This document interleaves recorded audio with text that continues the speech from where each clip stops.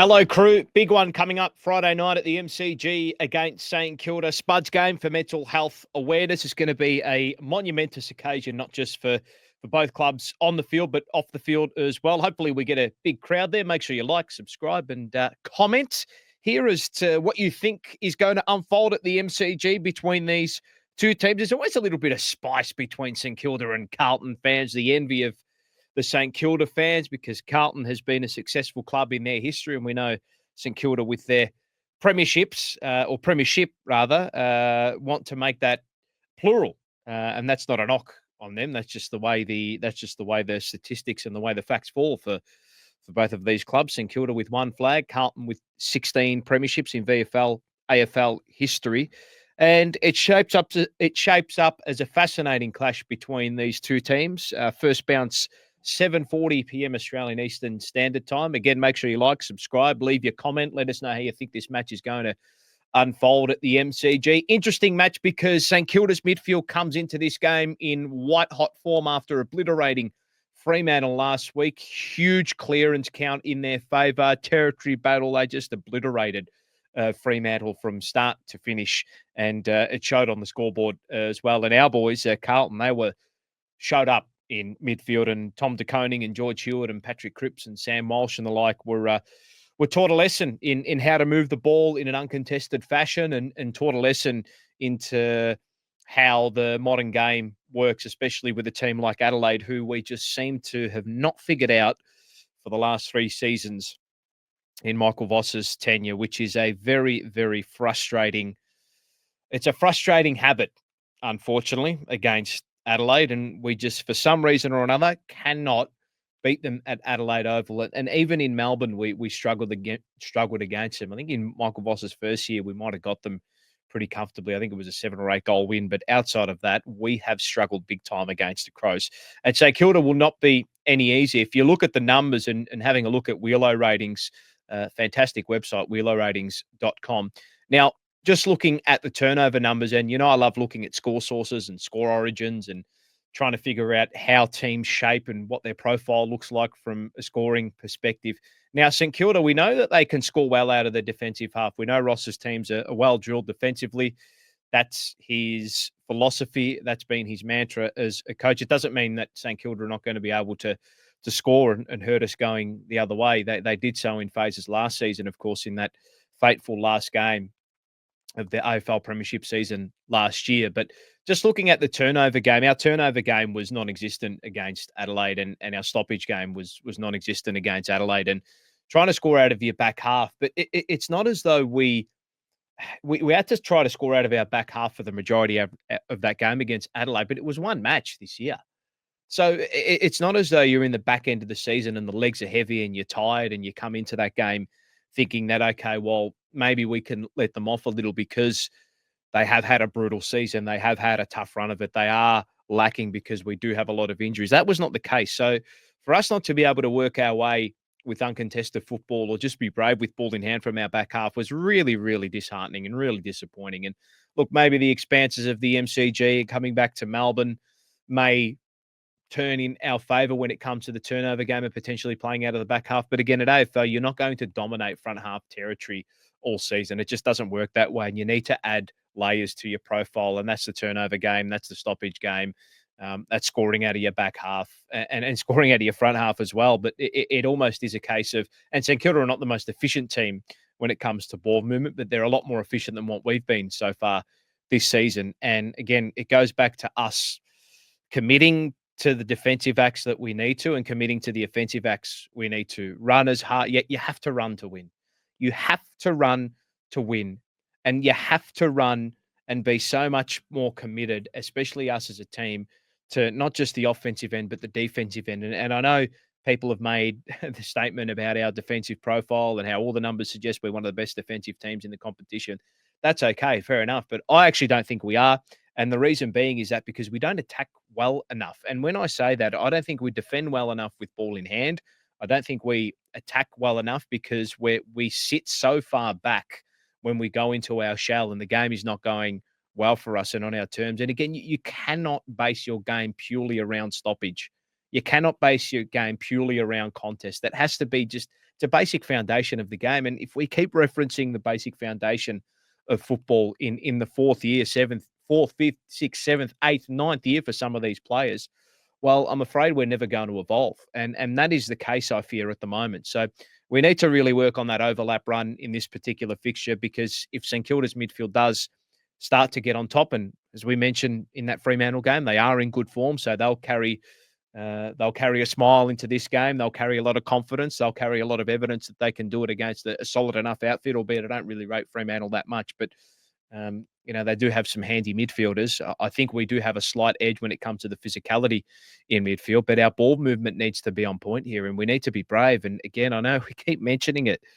Underlap, overlap, handball, short ball movement when you need it, go direct when you need to be as when you need to as well. So just looking at the differentials in score sources from turnover. Now we edge it. We're plus 4.4 for the season so far, and St Kilda is minus 3.9. So we do maybe have an edge in the turnover game as well, but it's more just the efficiency going forward. I mean, we just don't get enough shots forward of centre for the amount of inside 50s we have, which is really, really frustrating. And that purely on me is because we don't defend strongly enough. And the fact of the matter is that the stronger you defend, right? And this is not this should not be the mantra, purely be the mantra, but the stronger you defend, the easier your shots will become.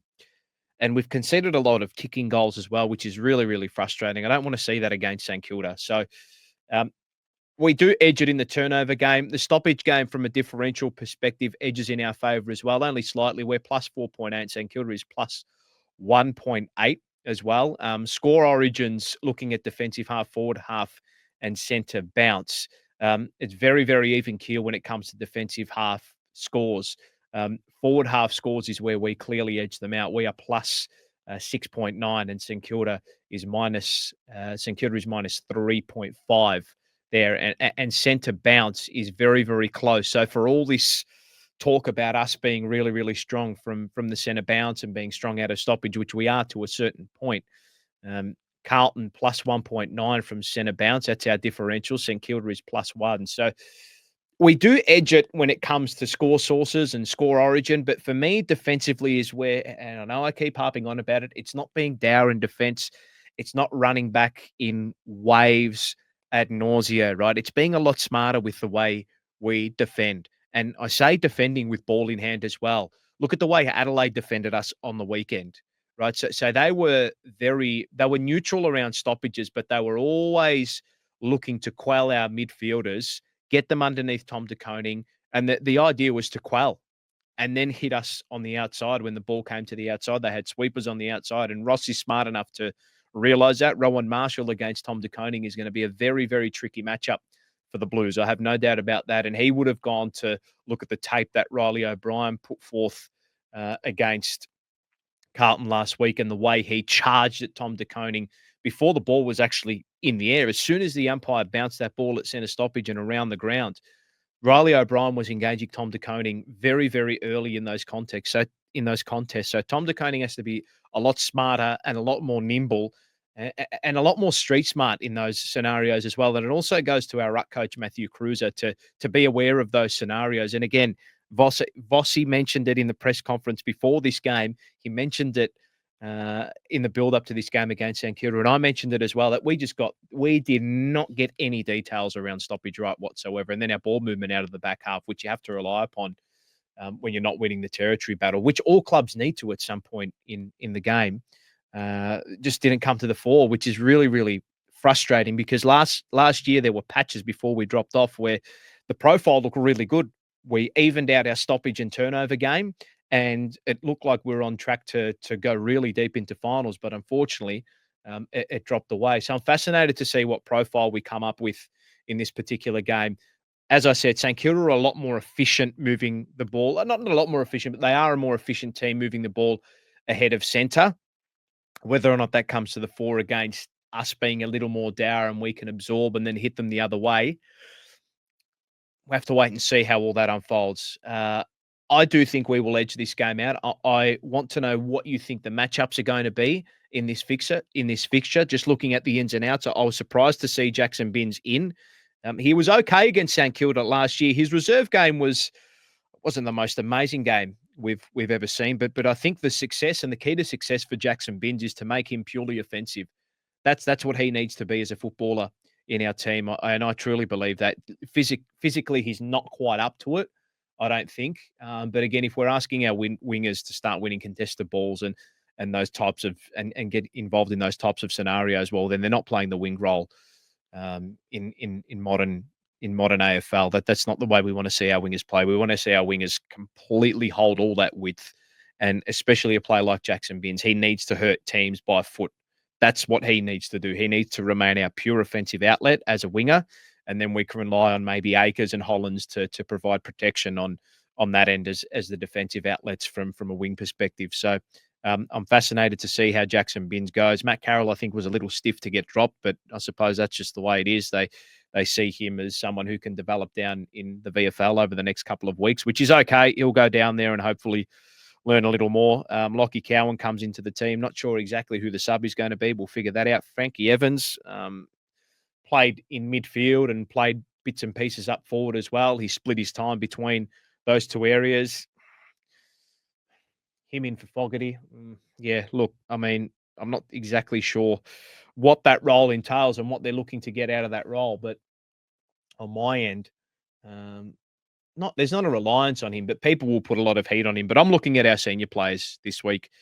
They're the ones who are going to cop the brunt of it if we don't win. And if our senior players don't stand up, we can't win. It's as simple as that. Everybody has a go at our depth and the bottom 6 and bottom 7 and bottom 8. But I think a lot of our senior players have been a little off. Jack Silvani's a very important in just with regards to ball use down back and with regards to scoring out of the back half and setting up the field with ball in hand. So I just think we again, both ends of our game, offensively and defensively, have been off this season. And to me, it is all on the back of the way we defend. If we defend harder and defend far more aggressively and defend far more detail, and I talk around detail with regards to the stoppage, I talk around detail with regards to forward 50 entries for opposition as well, and just the detail around defending kick in. It's just not good enough. I mean, you look at our defensive numbers from kicking and the differential for score sources. We're minus 2.6. We are bottom 4 in the league for defending kick-ins. It's just not on. It's not on. And you're talking about a league where the margins are so fine, and any team on any day can beat anybody. And I know that's turning into a cliche when it comes to AFL chat, but those margins there, that just should not happen. It should not happen. And there's another frustrating thing for me as well is that when we go into our shells, we may look as though we defend really well, but because when you start to sag back and sit men behind the ball and get congested, and I know that's not the game plan to a point, but you have to suffer in some patches. You have to absorb. You have to also be able to go back the other way. And I mentioned that I've repeated that on here I've repeated that on here on this preview, but that's just the way the modern game is now. You have to be good in all facets. You can't just be great at one thing. You have to be good in all facets. You have to be great in all facets to win premierships. That's just that is just the way all cases have worked in football for years and years. So I know I'm speaking quite holistically here and not getting quite specific with it, but with regards to score sources from kick-ins, I mean that number needs to change. It needs to turn into positive when you're talking about fine margins. And the other one that I wanted to mention as well is handball receives. Um, we are well below when it comes to handball receives in the competition, and that too is a case in point, or yeah, it's an area that I think we need to improve.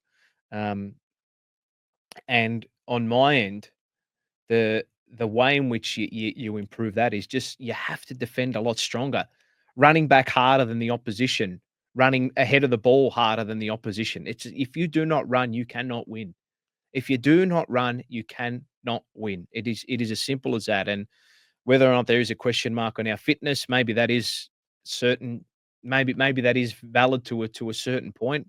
But looking at our handball receives, our differential is minus 4.9 in the competition, and we rank bottom 1, 2, 3, 4, 5. We rank bottom 6 in the competition. I know Brisbane rank bottom 4 in the competition, but they love to control the ball by foot.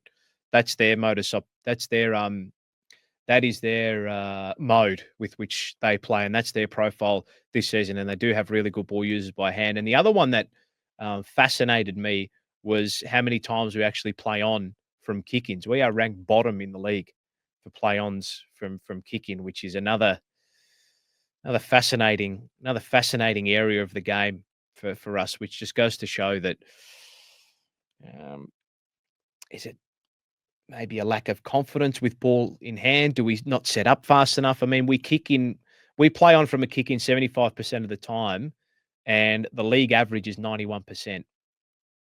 So again, we need to improve in all facets. For me, the way in which our offense will improve is by defending a lot better than we do at the moment. You defend better, you get the ball in better areas, you defend stronger, you defend the ball higher up the ground, and you allow scores to become a lot easier. And again, it's not just going to come from dominating the front half and causing front half turnovers and always defending your front half. That's not always going to be the case, right? You have to be able to defend your back half too, and then hurt going the other way. So we need to get the details around that um, a lot better. We need to get the details right around that in a far more efficient manner than we are at the moment. Whether or not that's to do with personnel, whether or not that's to do with structure, it's probably a little bit of both at the moment. And we know we just need to continue to get better as a football team and as a football club. So how we do that, it's probably by recruiting, it's probably by demanding more of the players, it's probably by getting fitter. There are a myriad of factors and reasons as to why this is the case. So look, there are numbers in our favour for this St Kilda match. I do think we will win. Um, how much we win by, I'm going to say in between that probably 3 to 4 goal margin. I think our bookends are what sets us apart. Our physicality at the coalface, I think, will set us apart as well. And whether or not that's sustainable moving forward, at the moment, it's not, because we are 3-5. And if St Kilda really start to get that uncontested ball game going and quell our pressure and those initial defensive lines, then we are really going to struggle, and it's going to be a dogfight. So um, I'm really looking forward to this game. Nevertheless, we've got so much to work on, so much to work on, and how that all works out against St Kilda, we will have to wait and see. Do I believe in these boys?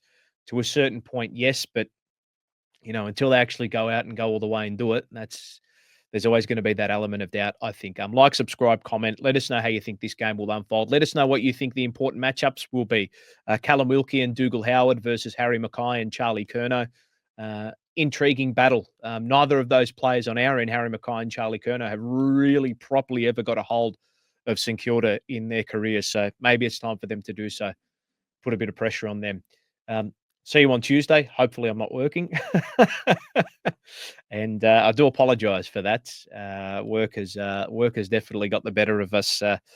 Got the better of me for the Tuesday shows, but I will be back on Tuesday night. You can lock, stock, and barrel that one in, and we will chat then. Hopefully, we're chatting after a Carlton win. Go Blues.